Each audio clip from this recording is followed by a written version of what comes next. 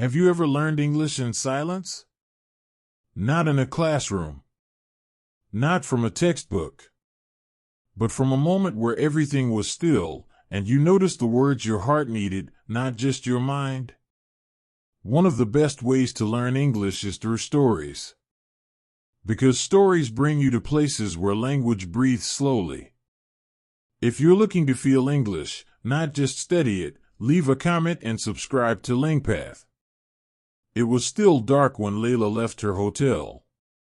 The streets of Prague were damp from rain the night before, and the lamps were still glowing with that tired orange light. Her boots echoed on the cobblestones as she walked through narrow alleys and silent squares. She had one destination in mind, Charles Bridge. Most people visited it in the afternoon, when crowds made it feel more like a festival than a landmark. But Layla had read that if you came early, before sunrise, before the tourists, before the musicians and souvenir sellers, you could have the bridge all to yourself. She needed that. She passed a bakery where a single worker stood behind the glass, arranging warm loaves of bread. A tram rumbled in the distance, but no passengers were inside. The silence felt old. Historic.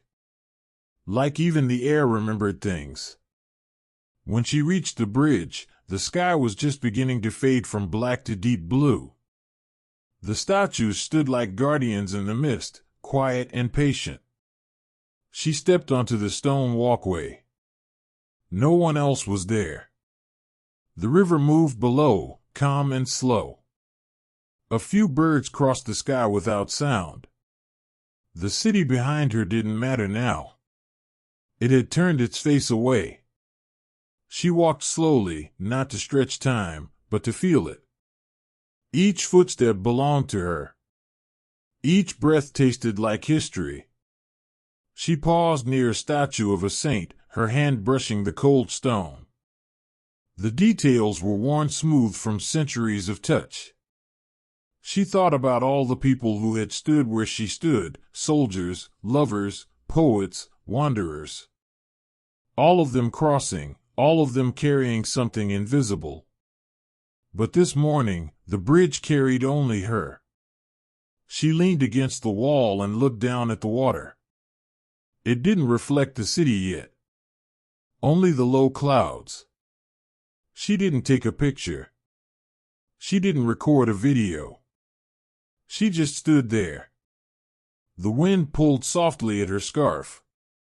Somewhere far behind her, a door closed. But no voices followed. She closed her eyes. She didn't need to think. She didn't need to decide what came next. For this one moment, she was only presence. Only breath. Only being. When the sun finally broke the horizon, it didn't shout. It whispered. A slow golden line spread across the stones. The statues lit up one by one. And then, footsteps. Someone else was arriving. The spell would soon be broken. But Layla didn't rush. She stayed 1 minute longer, smiled at the water, and whispered a soft thank you, to the silence, to the bridge, to herself. She walked back toward the city, her ears already picking up new sounds, voices, footsteps, a bell. But the quiet had left its mark. Later, when her friend texted, "Did you see the bridge?" she answered, "I heard it." And that was exactly the right word.